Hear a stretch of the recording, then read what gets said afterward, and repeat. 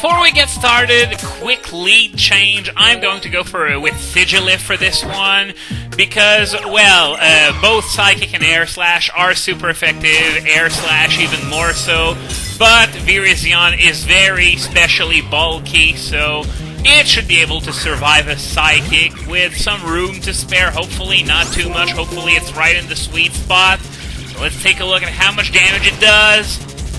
Oh, that's a bit less than I wanted, but oh.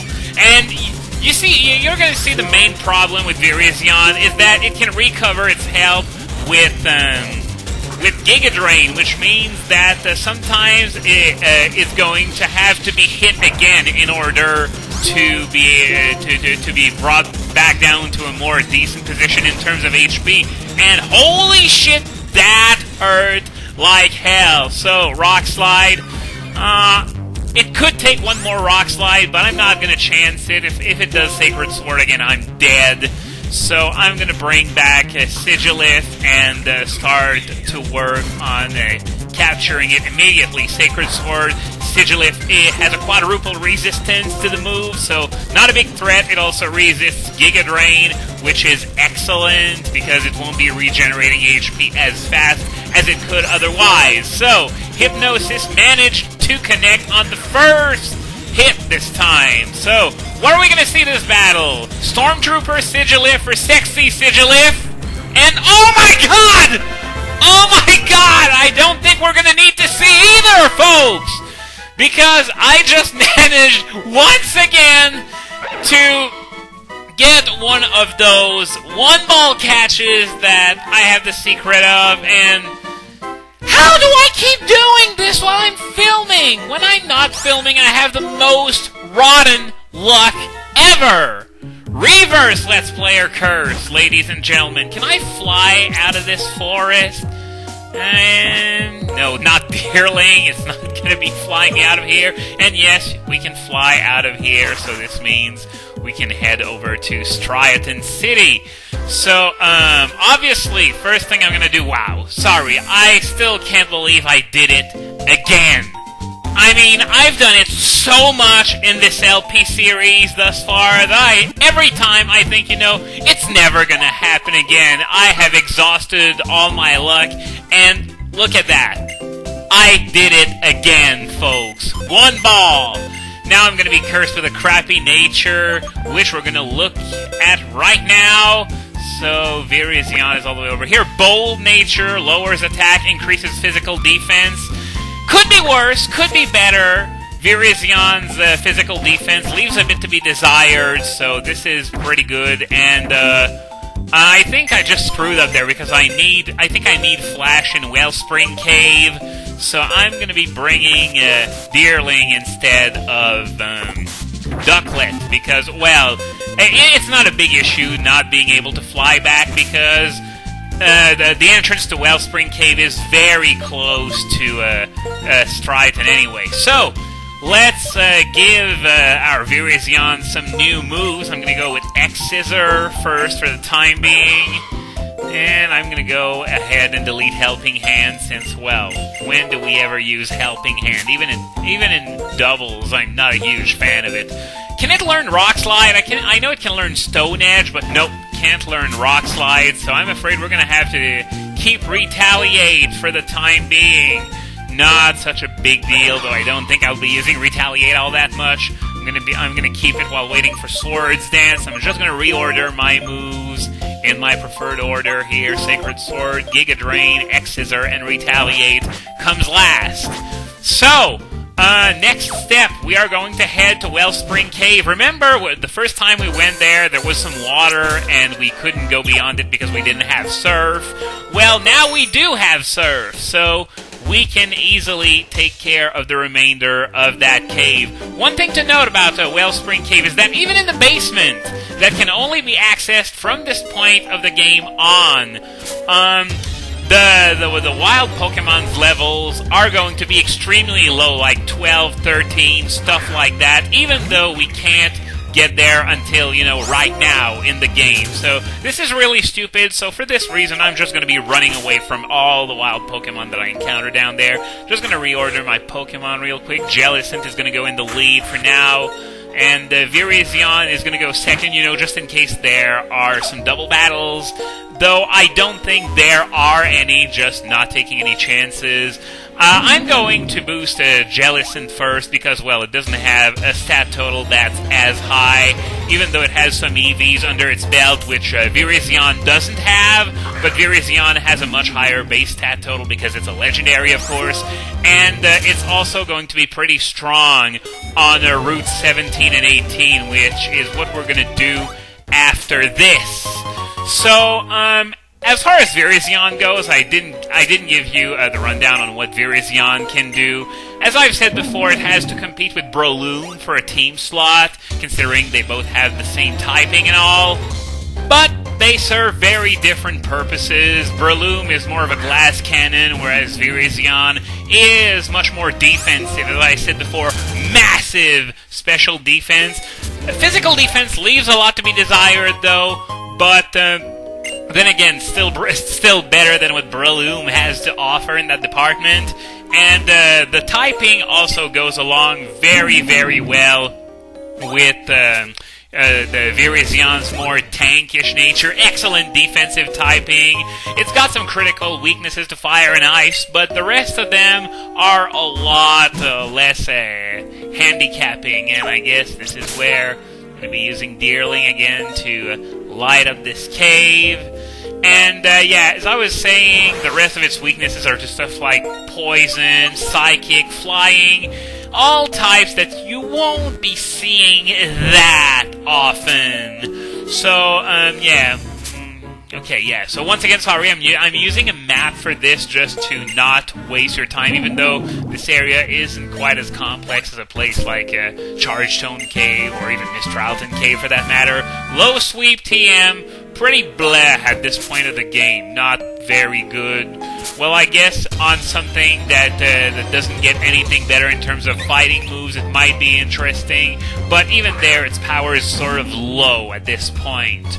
So, yeah, as I was saying, only two big weaknesses to fire and ice, but an ass ton of resistances, all to very interesting types like water, electric, grass, dark, stuff like that. All resistances that you really, really want to have.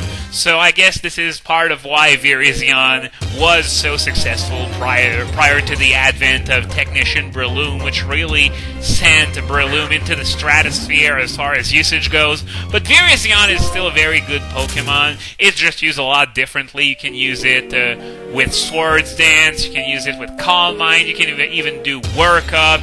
You can do a lot of things with Virizion. It's a good stat boost Pokemon since it's often going to live long enough to get them under its belt, and it's already very fast, so it doesn't need any boosts to speed, thankfully, which is great news.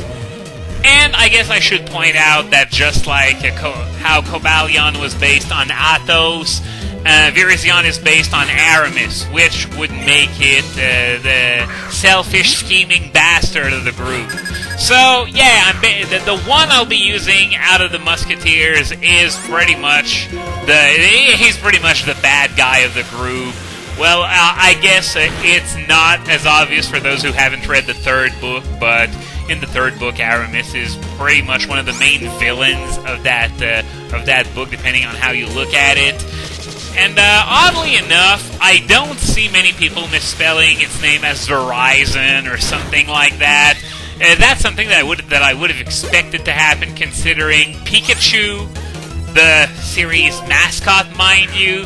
Pikachu's name I see constantly getting anally raped without lube in all kinds of different manners. I mean, it's Pikachu! How do you get that name wrong? Well, that's not what I'm talking about here. And, by the way, wait a minute! Am I walling this guy completely with my ghost type? Because it's doing nothing but bulk up, so I'm gonna assume that it's nothing but normal and fighting moves again! So, Really? What the heck is going on? I'm gonna go out on a limb and say that I'm walling that trope completely. This is usually what happens when you wall a Pokemon. They're just gonna spam completely useless moves. I'm gonna go with Virizion for this one because it could use the experience in order to, not fall behind too much, even though, as I said, it's gonna be pretty good on Route 17 and 18. Now, we got Surf recently, and I still haven't said a word about the aquatic Pokemon that can be found in Unova. So I guess now would be a pretty good time to do that. There are only 3 of them, considering, well, we can't fish until the post-game, and surfing constantly yields the same 3 Pokemon depending on where you surf. The first one is Basculin. It's sort of like a cross between Tentacool and I'd say Magikarp, even though it's a lot better than Magikarp.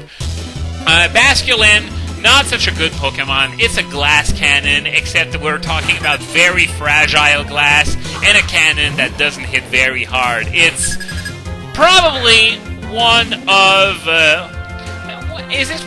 would I call it one of the worst Unova Pokemon? Well, its stats are definitely along the lowest, but at least it's got the adaptability to make up for it to an extent. I don't know, because at that point it's pretty hard to judge unless the decision is really obvious, like in Watchog's case. Watchog is definitely the worst Unova Pokemon ever. But Basculin really can't be far behind. Crappy stats, crappy moves. There is one interesting bit of trivia about Basculin, though, and it's the fact that it's the only Pokemon out there that can legitimately have 4 abilities instead of the expected 1 to 3. That is because, remember that trade for a Basculin in Driftvale City that we saw? Didn't mention it back then, but this Basculin has Rockhead instead of any of its other abilities, and oddly enough, that's only the case in Pokemon White. So, if you want that rare, coveted Rockhead Basculin, then you are going to need to have Pokemon White, because in Black it has another ability, I believe. I don't know why they made it that way, but nonetheless, it's not like Rockhead is a really good ability on Basculin anyway, because the only move it does something for is to Double Edge. So, yeah, better just give it a miss instead of going through hoops to get that thing. It's really not worth it, and sort of explains why it's so common when you surf. Though then again, Tentacool is just as common when you surf in other regions, and Tentacruel is actually a pretty competent Pokemon. So, yeah! Unova really got robbed when it comes to the super common surfing Pokemon department. Another Pokemon that's found commonly while surfing, depending on where you surf, of course, is Frillish, which evolves into Jellicent, as we just saw. And it should be no wonder why I'm using it. It's incredibly bulky. I like using bulky Pokemon. If you haven't figured it out by now, this is like my 6th Pokemon Let's Play, and I've let you in on that fact multiple times already. But its most endearing quality is definitely its typing. Water Ghost. Nothing else has that. It has Water Absorb, which gives it outright immunity to water moves. It's very bulky with great HP, special defense, recover. It can use Scald to great effect to spread some burns. It's got Will-O-Wisp to do that too.